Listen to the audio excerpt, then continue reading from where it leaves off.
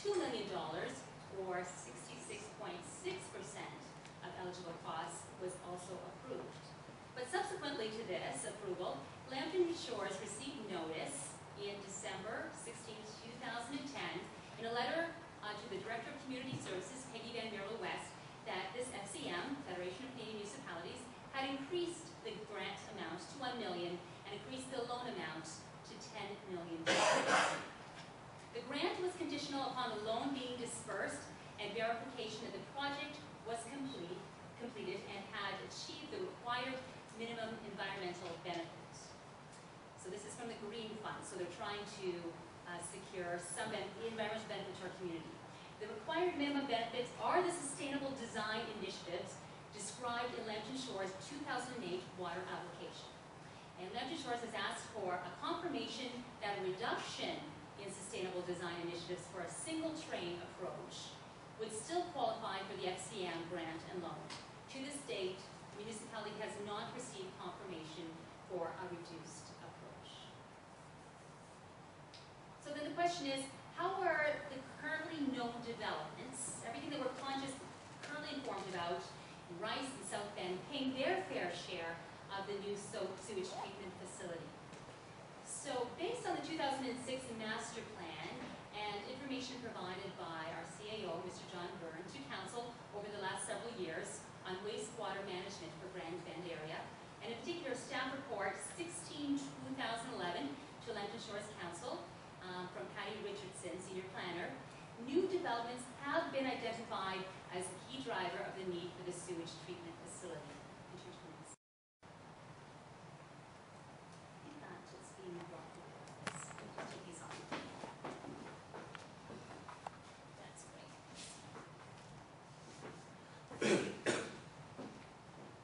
For those of you who have a difficulty with tolerating numbers, I thank you for your patience. It is very number heavy tonight.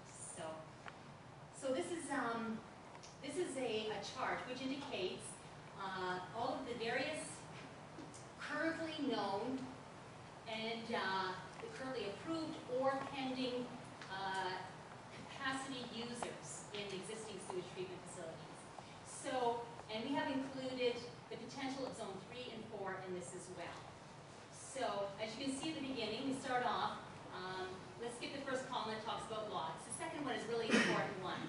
It talks about the current requirements in meters, cubic meters per day. So we currently use 348.7 per day. Then we have a list of about 10 different developments which would require that amount of sewage if completed in its entirety. And then the last two would be Zone 3, which would require 799.4 cubic meters, and Zone 4, which requires 522.2. And this comes to a total of 3,364.11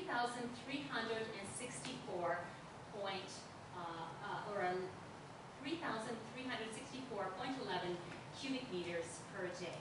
The other columns are of interest to people who like numbers, particularly. What we did is we basically determined what, the next column was what they've been currently assigned. So for example, South Bend Estates, if it's completely finished, it would require 799.45, but it currently has 260 assigned capacity.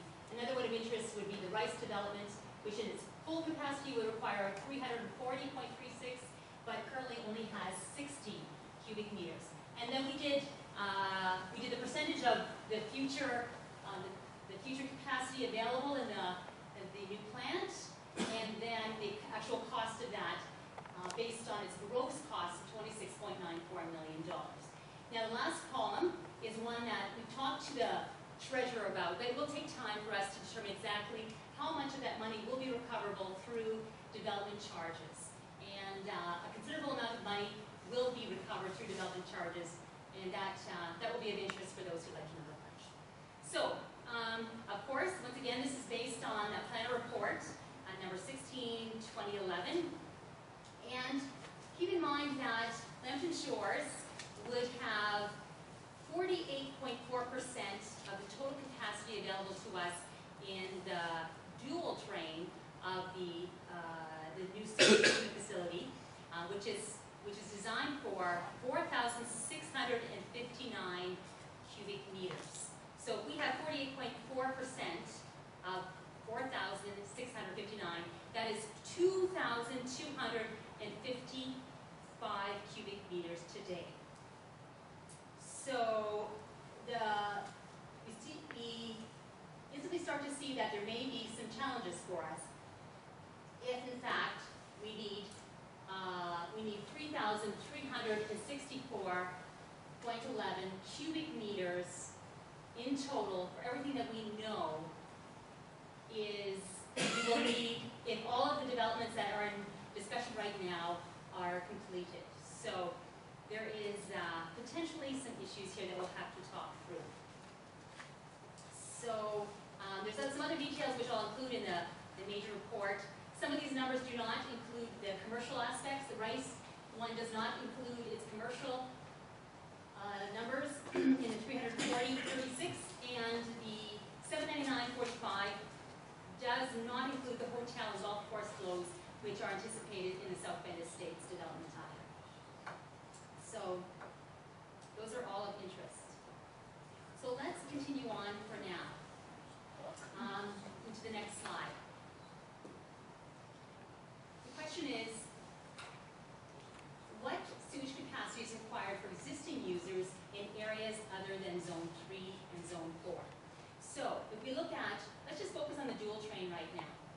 So if we look at Lambton Shore's portion of capacity, which is 2,255 cubic meters per day, if we add up all the development other than Zone 3 and 4, and other than those who are currently on the sewer systems, we need, that would total 1,693.81 cubic meters a day.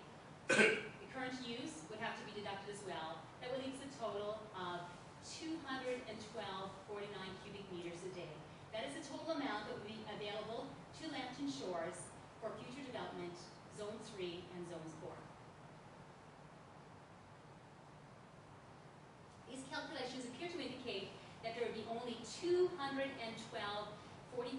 cubic meters available to zones for Zone 3 and Zone 4 sewage if all known development were to come online. Billing Consultants' July 6, 2011 report to the Tri-Municipal Board indicates on page 30 that the projected annual average daily flow for the Pinery would not exceed 253 cubic meters per day, although the agreement between Lambton Shores and the Pinery allows for 470 cubic meters per day, and that was the number we used in the previous slide. A change in this amount, if it changed from 470 as it's currently agreed to, down to 253, a change in this amount would possibly free additional capacity. Utilization of the new plant is in large part due to, it appears it's due to new development, which includes currently approved developments. The new developments that have been approved are utilizing the existing lagoon's capacity as identified in the next chart. If you don't want to go to the next one. So this is just a breakout, so you understand these are the new developments, and these are the allocations to them. Well, they're not entirely allocated. They're not allocated currently, but if they were used in their entirety, South Bend would have 499, the Pinery would have 470, Rice would have 340.3, and other miscellaneous developments would have 83.3, totaling 1693.05. Let's just look at that column for now. So, and then if we go to the next, okay, let's just go back to the previous one for a second so you see where that number is applied. So you see that's where we got this number right here, 1,693.81, was for new development with capacity that we're currently aware of.